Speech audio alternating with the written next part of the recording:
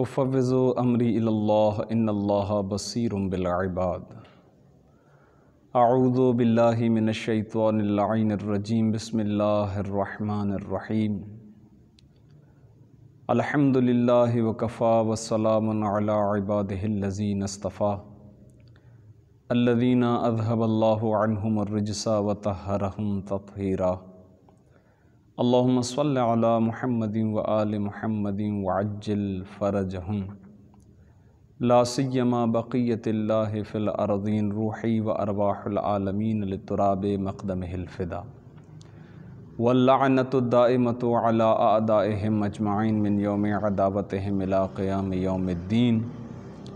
اما بعد فقد قال اللہ تبارک وتعالی فی کلامہ المجید وفرقانہ الحمید، بسم اللہ الرحمن الرحیم۔ انک لعلی خلق عظیم، اللہم صل علی محمد وآل محمد وعجل فرجہم۔ السلام علیکم ورحمۃ اللہ وبرکاتہ۔ عزیزان گرامی قدر، آج ماہ مبارک رمضان کا 14واں روزہ مکمل ہوا، اور آج 15 رمضان المبارک کی شب ہے۔ 15 رمضان المبارک تاریخی حیثیت سے بڑی اہمیت کا حامل ہے، بالخصوص اسلامی تاریخ کے لحاظ سے، کیونکہ 15 رمضان المبارک وہ دن ہے کہ جس دن اس صفحہ ہستی پر ایک ایسی ہستی کی ولادت ہوتی ہے کہ جو سبط مصطفیٰ، جانشین مرتضیٰ، قرۃ عین فاطمہ زہرا، حضرت امام حسن مجتبیٰ علیہ الصلاۃ والسلام کی ولادت بسعادت۔ خوشی کے اس پرمسرت موقع پر آپ تمام معزز سامعین کی خدمت میں ہدیہ تبریک و مبارکباد پیش کرتا ہوں۔ پھر اپنی جانب سے اور آپ کی جانب سے اس ہستی کی خدمت میں مبارکباد پیش کرتے ہیں کہ جو سب سے زیادہ مستحق ہے اس بات کی کہ انہیں اس خوشی کے موقع پر مبارکباد پیش کی جائے۔ وہ کوئی اور نہیں، میرے اور آپ کے امام حضرت امام زمانہ عجل اللہ تعالی فرجہ الشریف ہیں۔ اس کے بعد خاندان نبوت و خاندان اہل بیت کے ہر فرد کو خوشی کی مبارکباد پیش کرتے ہیں۔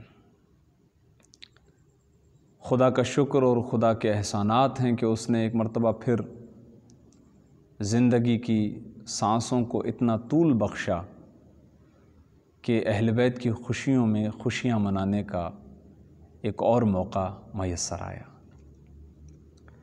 ہمارے لیے بہت ہی خوشی کا دن ہے، اور آج خوشی کی شب ہے کہ جن کو ہم اپنا امام مانتے ہیں، یا جن کو اللہ نے ہمارا امام بنایا ہے، اس سلسلہ امامت میں دوسری ہستی حضرت امام حسن مجتبیٰ کہ جن کی ولادت کا روز 15 رمضان المبارک ہے۔ آپ کی خدمت میں امام کی زندگی کے ایک پہلو کی طرف توجہ دلانا مقصود ہے، کیونکہ یہ پہلے سے طے ہے کہ یہ ہمارا جو گفتگو کا سلسلہ چل رہا ہے یہ ایک مختصر سے وقت پر مشتمل ہے۔ تو ایک پہلو امام کی زندگی کا جو آج کے زمانے میں بڑی اہمیت کا حامل ہے، اور اس موضوع کو واضح کرنے کے لیے میں نے آپ کی خدمت میں قرآن مجید سے سورہ قلم کی آیت نمبر 4 کی تلاوت کا شرف حاصل کیا، کہ جس میں پروردگار عالم وجہ تخلیق کائنات حضرت محمد مصطفیٰ صلی اللہ علیہ وآلہ وسلم سے خطاب فرماتے ہوئے ارشاد فرماتے ہیں کہ انک لعلی خلق عظیم، بالتحقیق آپ اخلاق کے بہترین مقام و منزلت پر فائز ہو چکے ہیں۔ اس آیہ شریفہ کے ذریعے سے پروردگار عالم رسول اسلام کے اخلاق کے کمال کی طرف اشارہ کر رہے ہیں، یعنی عین ممکن ہے کہ اخلاق کہیں موجود ہو لیکن وہ پایہ تکمیل تک نہ پہنچ چکا ہو۔ اخلاق کا کمال رسول اسلام کی ذات مبارک سے ظہور فرماتا ہے۔ ارشاد ہوتا ہے، اور خود رسول اسلام ارشاد فرماتے ہیں کہ میں اسی لیے مبعوث کیا گیا ہوں تاکہ اخلاق کو پایہ تکمیل تک پہنچاؤں۔ معلوم ہوتا ہے کہ اخلاق اتنی اہمیت کا حامل ہے اور اس کے اندر اتنی قوت و طاقت ہے کہ پروردگار عالم بھی خطاب فرماتا ہے اور پھر رسول اپنے مبعوث ہونے کی علت اسی اخلاق کو قرار دیتے ہیں۔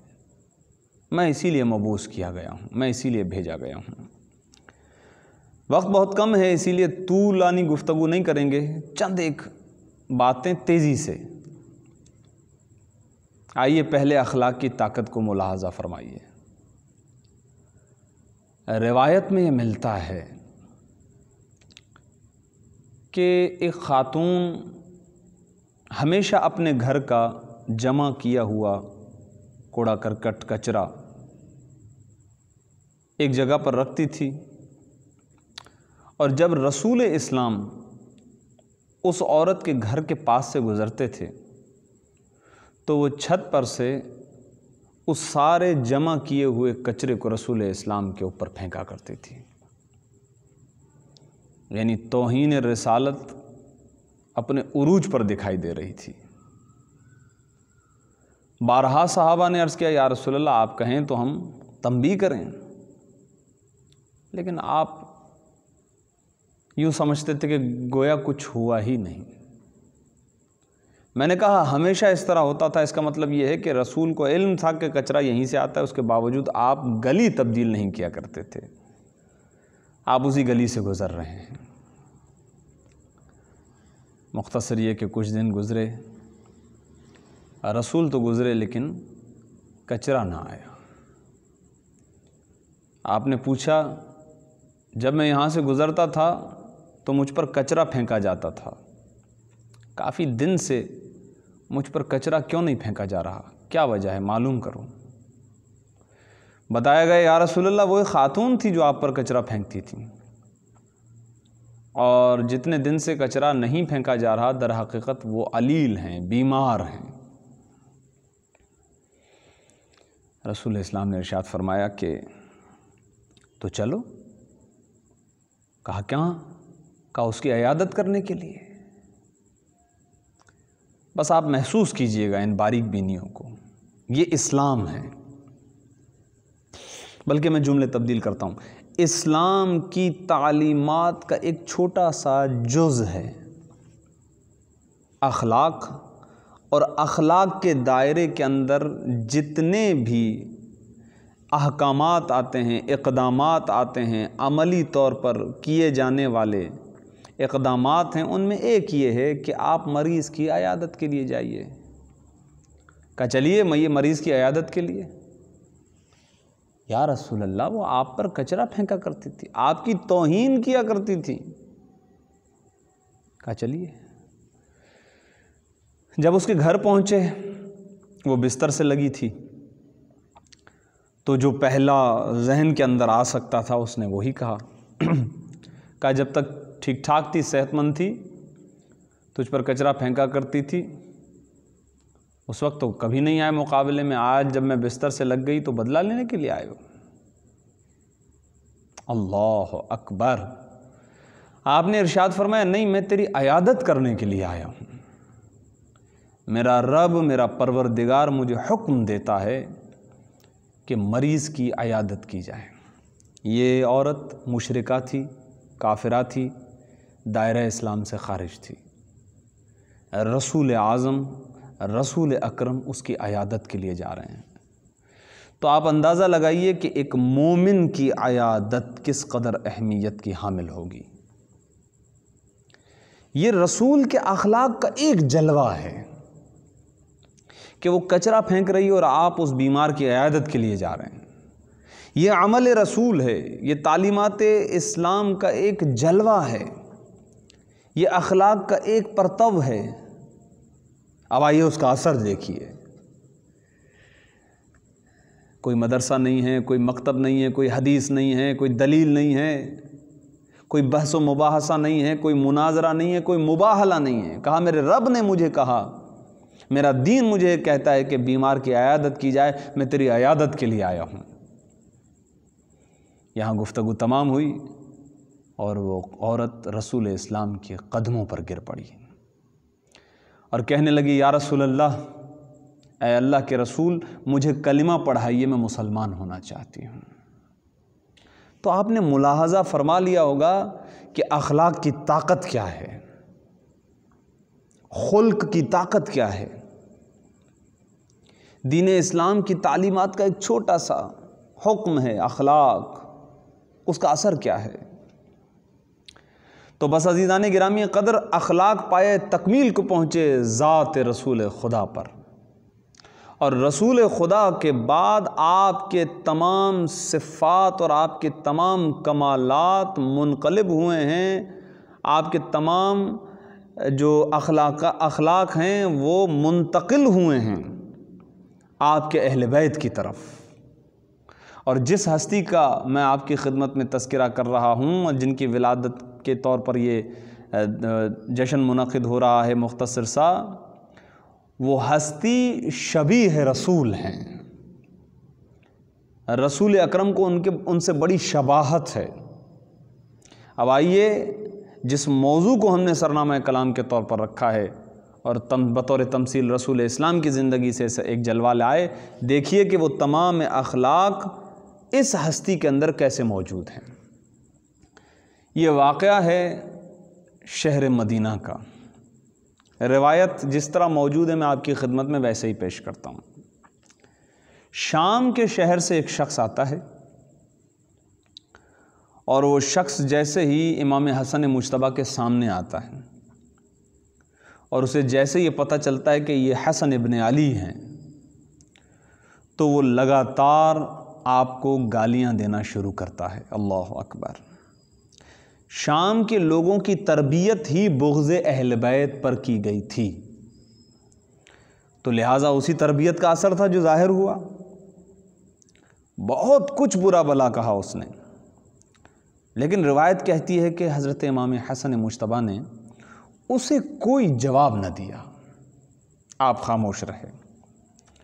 اور جب وہ گالیاں دے کر آپ کی شان میں گستاخی کر کے تھکا، خاموش ہوا، تو امام علیہ الصلوۃ والسلام نے اس کی طرف رخ فرمایا، اس کی طرف متوجہ ہوئے، پھر امام نے اسے سلام کیا، السلام علیک۔ اس کے بعد امام مسکرائے، غور فرمائیے، اس کے بعد امام مسکرائے۔ امام نے ارشاد فرمایا میرا خیال ہے کہ تم مسافر ہو اور تمہاری باتوں سے لگ رہا ہے کہ تم اشتباہ میں ہو، شک و شبے میں مبتلا ہو، غلط فہمی کا شکار ہو۔ اب امام نے جو گفتگو اس سے کی ہے، یعنی ایک اس کی گفتگو تھی جسے میں نے آپ کی خدمت میں پیش کیا، اب ایز اٹ از الفاظ تو ہو نہیں سکتے اسی لیے کہ وہ بد کلامی ہے، وہ شان میں گستاخی ہے، وہ مومن کی زبان سے ادا نہیں ہو سکتے، لہٰذا وہ تو نہیں بیان کیا جا سکتا کہ اس نے کیا کہا۔ اب امام نے جو اس سے کہا ہے وہ سنیے۔ امام نے ارشاد فرمایا دیکھو، اگر تم یہ چاہتے ہو کہ ہم تم سے راضی ہو جائیں، ہماری رضا کے خواہاں ہو، تو ہم تم سے راضی ہونے کے لیے تیار ہیں۔ ایک، اگر تم ہم سے کوئی چیز مانگنا چاہتے ہو تو ہم تمہیں عطا کرنے کے لیے تیار ہیں۔ دو، اگر تم بھوکے ہو، تمہیں بھوک لگی ہے، تو ہم تمہیں سیر کر دیں گے، جتنا کھانا چاہتے ہو کھا سکتے ہو، اسے کہتے ہیں سیر ہونا۔ تین، اگر بے لباس ہو، تمہارے پاس لباس نہیں ہے، تو ہم تمہیں لباس عطا کریں گے۔ چار، اگر محتاج ہو تو ہم تمہیں بے نیاز کر دیں گے۔ اللہ اکبر، اللہ اکبر۔ پانچ، اگر تمہیں کہیں سے نکال دیا گیا ہے تو ہم تمہیں پناہ دینے کے لیے تیار ہیں۔ چھ، اگر تمہاری کوئی حاجت ہے تو ہم اس کو پورا کر دیں گے۔ 7، اگر تمہارے ساتھ بہت زیادہ ساز و سامان ہے، تو مسافر ہے ہو اور اسے رکھنے کے لیے تمہارے پاس جگہ نہیں ہے تو ہمارے گھر میں لے آؤ، ہمارے پاس کافی جگہ ہے، ہمارے مہمان بن جاؤ، ہمارا گھر بہت وسیع ہے، ہم تمہارا ساز و سامان اور تمہیں بطور مہمانی قبول کرنے کے لیے تیار ہیں۔ 8، ملاحظہ فرمایا آپ نے، اس کی گفتگو بالکل ایک طرف، امام کی گفتگو بالکل دوسری طرف۔ وہ شام اور شام کی تربیت کا اثر تھا، یہ دین خدا کا اثر ہے۔ وہ حاکم شام کے ٹکڑوں پر پلنے والوں کا اور اس کے اثرات تھے، یہ نبی خدا کے اخلاق کے اثرات تھے۔ رزلٹ آپ نے وہاں پر بھی ملاحظہ فرمایا تھا جب رسول عیادت کے لیے گئے تھے۔ اب نتیجہ یہاں بھی سنیے، اور اس سے زیادہ زحمت نہیں دینی ہے، کیونکہ اگر پیغام لینے پر آئیں تو 1-2 جملے کافی ہو جایا کرتے ہیں۔ جیسے ہی شامی نے آپ کے یہ کلمات سنے، شام سے آنے والے اس شخص نے، تو کہنے لگا کہ میں گواہی دیتا ہوں، جب کہ اس کی آنکھوں سے آنسو بہہ رہے تھے، وہ رو رہا تھا، اور کہتا ہے کہ میں گواہی دیتا ہوں کہ اس روئے زمین پر، اس زمین پر اگر ابھی کوئی حجت خدا ہے تو وہ آپ ہیں۔ سبحان اللہ۔ اور خدا بہتر جانتا ہے کہ اس نے اپنی نبوت اور خلافت کو کہاں رکھنا ہے، کہاں قرار دینا ہے اپنی نبوت کو اور اپنی خلافت کو۔ اب اس کا ایک جملہ ہے، کہتا ہے جب میں شہر مدینہ کے اندر آیا تو اس واقعے سے جو میرے اور آپ کے درمیان ہوا ہے، اس سے پہلے اس زمین پر سب سے زیادہ نفرت میں آپ کے والد اور آپ سے کیا کرتا تھا، لیکن آپ سے ملنے کے بعد اب اگر میں اس زمین پر کسی سے سب سے زیادہ محبت کرتا ہوں تو وہ آپ اور آپ کے والد گرامی علی ابن ابی طالب ہیں۔ عزیزان گرامی قدر، آج کے زمانے میں اخلاق ہم سے جا رہے ہیں، اخلاق ہم سے دور ہو رہے ہیں، اور اس پر بہت بڑا کام ہو رہا ہے کہ ہم سے ادب کو چھین لیا جائے، ہم سے اخلاق کو ختم کر دیا جائے، ہم سے حفظ مراتب چھین لیے جائیں، ہم بھول جائیں کہ ہمیں کس طرح معاشرے میں رہتے ہوئے لوگوں کے ساتھ اٹھنا بیٹھنا ہے، لوگوں کے ساتھ کلام کرنا ہے، لوگوں سے بات کرنی ہے، اور وہ ہستیاں کہ جو ہمارے لیے نمونہ عمل ہیں، انہوں نے کس طرح زندگی گزاری ہے اپنے دشمنوں سے۔ چیجائی کے مومن کے ساتھ ہمیں کس طرح رہنا ہے، مومن کے کیا حقوق ہوں گے، بہت سخت ہے، اسی لیے کہ مومن کے بارے میں تو روایات ایسی ہیں کہ مومن کا احترام خانہ خدا سے زائد ہے، کعبے کا اس قدر احترام نہیں جتنا مومن کا احترام ہے۔ یہ معصومین کی روایت ہے، بس اس سے زیادہ زحمت نہیں کہ ہمیں اپنی زندگی میں اخلاق کے اہل بیت کو پریکٹیکلی طور پر لانے کی ضرورت ہے، اور ہمیں چاہیے کہ ہم اہل بیت کی ان احادیث کو سننے کے بعد پریکٹیکلی اخلاق کو اپنی زندگی کے اندر لائیں۔ استاد کا احترام، والدین کا احترام، بہن بھائیوں کا احترام، محلے والوں کا احترام، خاندان والوں کا احترام، اپنے سے چھوٹوں کا احترام، چیجائی کے بڑوں کا احترام تو لازم ہی ہے ہم پر۔ دعا کرتے ہیں پروردگار عالم سے کہ امام حسن مجتبیٰ علیہ الصلاۃ والسلام کی عظمت کے صدقے ہمیں اپنی عملی زندگی کے اندر اخلاق کو بہتر کرنے کی توفیق عطا فرمائے۔ پروردگار تجھے واسطہ ہے امام حسن مجتبیٰ کی عظمت کا، امام کی ولادت کے موقع پر ہم خوش ہیں، اور یہ خوشی ہمارے لیے بہت بڑی ہے۔ ہم اس خوشی کے موقع پر جو عبادتیں انجام دے رہے ہیں، اپنی بارگاہ میں ان عبادتوں کو قبول فرما، اور امام حسن مجتبیٰ کے صدقے ہمارے سارے گناہوں کو معاف فرما، اور بالخصوص زمانے کے امام کو ہم سے راضی و خوشنود فرما، امام کے ظہور میں تعجیل فرما، اور ہمیں امام کے اعوان و انصار خاص میں شمار فرما۔